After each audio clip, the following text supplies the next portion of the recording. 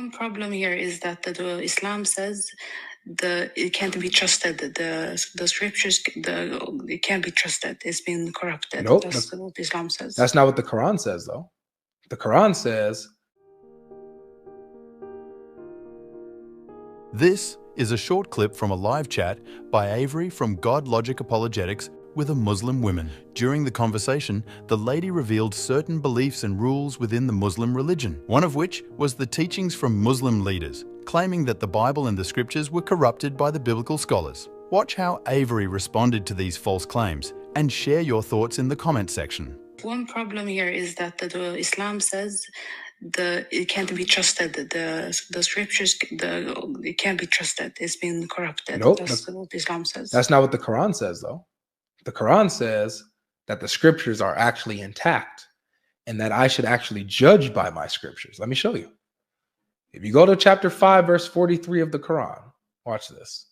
This is silly for Muslims, not you, other Muslims that come up with this argument. It's silly for them to try to say, oh, the scriptures have been corrupted according to the Quran. No, that's a lie. That's a lie. Let me show you this. In chapter 2, verse 41, we'll start here. Chapter 2, verse 41. But then again, it would be interesting that the scriptures have all been corrupted to say the same thing over 700 years, 1,000 years, 500 years, 300 years apart from each other. That they all say the same thing. That'll be interesting. What a conspiracy theory. But this is what the Quran says. Chapter 2, verse 41. Chapter 2, verse 41. It says this. Believe in what I have sent down, the Quran, confirming that which is with you, the Torah and the gospel, and be not the first to disbelieve therein, and buy not my verses with a small price, and fear me alone. The Quran says that the Quran came confirming the Torah and the gospel, that it's true. And it's the Torah and the gospel that they have in their hands. They have it with them. It's not corrupted. Let's keep going. Go ahead. You have something to say? No, it's true, because sometimes I've seen that verse, and then some places I see they say it has been corrupted with the people's the writing and stuff like that. So I don't know which is. So either we have a contradiction with the Quran in this, that it's saying that the scriptures that they have is true, while in another place it's saying that the scriptures that they have are corrupted. That would be a contradiction. Now, me as a Christian reading this, I'm going to be honest to the text. The Quran doesn't say that. The Quran doesn't say that the text of the scriptures is corrupted. Over and over and over and over and over again, the Quran says that the scriptures are true, that what they have, that it's authentic, that they should judge by it, live by it, recite it correctly, and things of this nature. Okay. So who's saying that it's corrupted? Because every time the Muslims, Muslims say it's corrupted. Where's it coming from? It's coming from their teachers.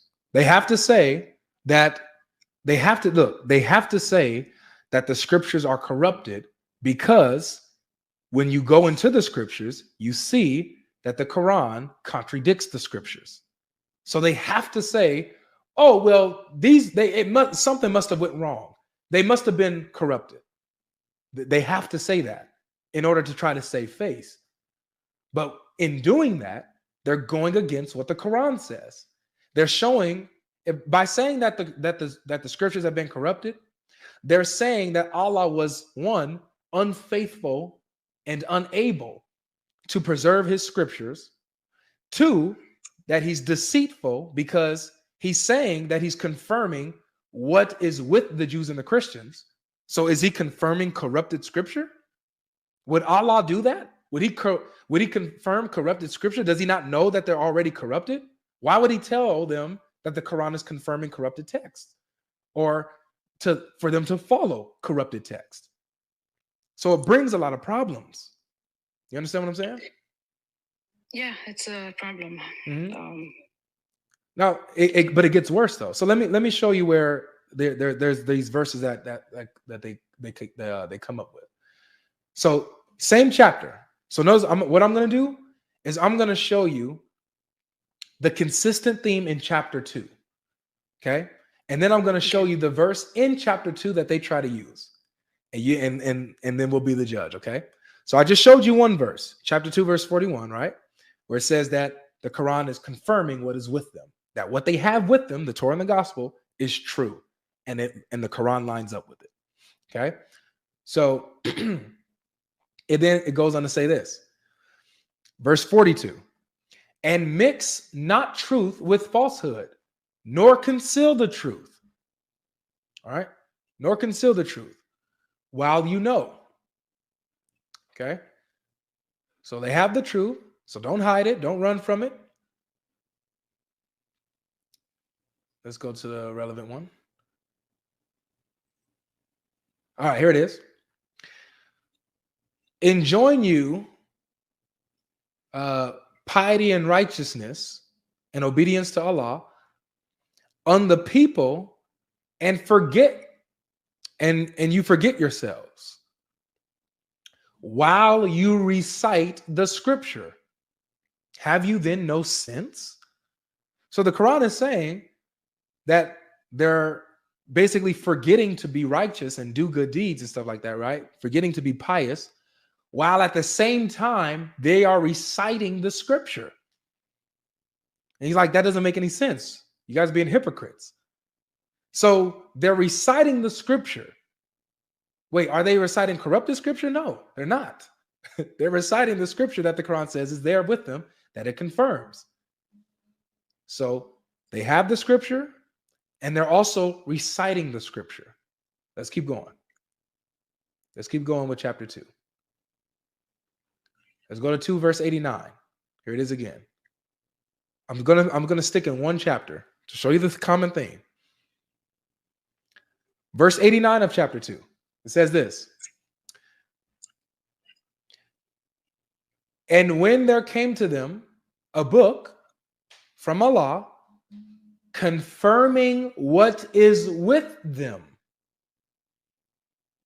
Hear that again? Confirming what is with them, although before they had invoked Allah in order to gain victory over those who disbelieved. Then when there came to them that which they had not which they had recognized, they disbelieved in it. So let Allah's curse be upon them. So again, we have that the Quran came confirming what is with them. So it says they have the Torah and gospel. It confirms the Torah and gospel. They have it. It's not corrupted. It's saying that it's true. Here we go. Verse 91 again. Same chapter, just a few verses down. And when it is said to them, believe in what Allah has sent down, they say, we believe in what was sent down to us. And they disbelieve in that which came after it, while it is the truth confirming what is with them. You see in the common theme here in chapter 2? Yeah, it's pretty clear, right? It raises questions. Yes. Mm-hmm. Now, here's verse 85. Now, verse 85 says this. After this, talking about the Jews, it is you who unalive one another and drive out a party of you from their homes, assist their enemies against them in sin and transgression. And if they come to you as captives, you ransom them, although their expulsion was forbidden for you. Watch this. Here's the important part. Then do you believe in a part of the scripture and reject the rest? Then what is the recompense of those who do so among you except disgrace in this life and on the day of resurrection? They shall be consigned to the most grievous torment. So now the Quran is addressing those who pick and choose parts of the scripture that they want to believe in and the other parts of the scripture that they reject, like the Muslims do. You'll have Muslims that say, and you probably heard this, well, we don't say that all of the Bible is corrupt. We believe in that there's some truth left in it. And we believe that there's some parts that's corrupted, some parts there's still nuggets of truth. The Quran condemns such people that do that. It says, do you then believe in part of the scripture while rejecting the rest? Whoever does that, the Quran says, is disgraced in this life and in the next life. The Quran says, don't do that.